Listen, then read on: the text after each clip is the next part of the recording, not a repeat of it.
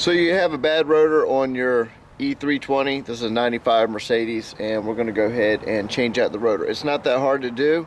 It's actually pretty simple and easy to do. So once you remove the wheel, get the wheel out of the way. What you're going to do from there, we got two 19mm bolts on the back side of this. We're going to pull this back in out of the way. You're going to have a 5mm little retaining bolt right here.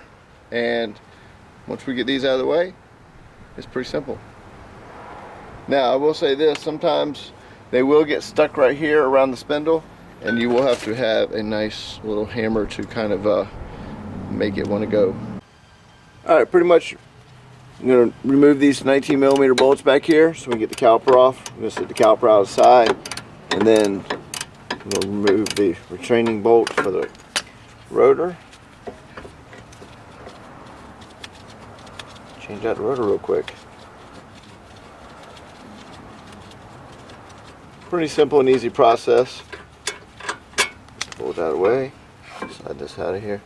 A lot of times I'll twist it on here to make sure that the pistons are nice and wide. Set this carefully out of the way. You have your retaining bolt right here. So we're going to go ahead and get this guy out of here. This is out of the way. Slide this one right on off. And from here, we're going to go ahead and get the new rotor on. Put a little grease around here, and then that way, when if you ever have to take off the new rotor, it just makes it a little bit easier to deal with. So let's go ahead and get this one prepped and ready and cleaned up and get the new one on. Alright, you're going to have two roll pins right here, and then you're going to have where the retaining bolt goes. So make sure you get those lined up, and they're going to line up like this right here. So from here, you're going to put your retaining bolt back in.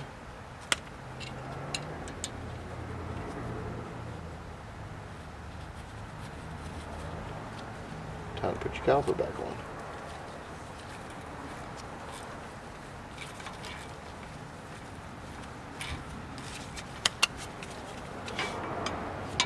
Alright, now you can snug this right here if you want.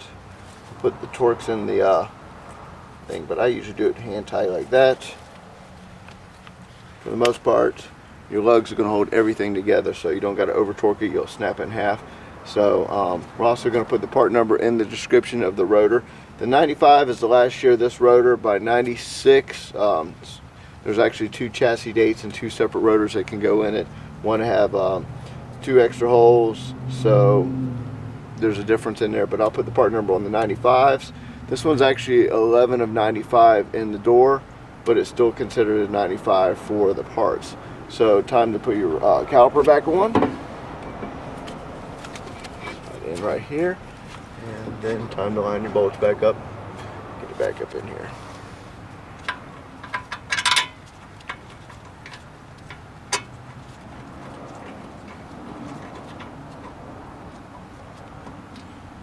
Alright. Bolt in. Time to get the other one on it. Top up here. And pretty much from there, tighten it back up, put your wheel back on. So I hope that helps you guys, and I'll catch you on the next one. Love 59 videos. Out.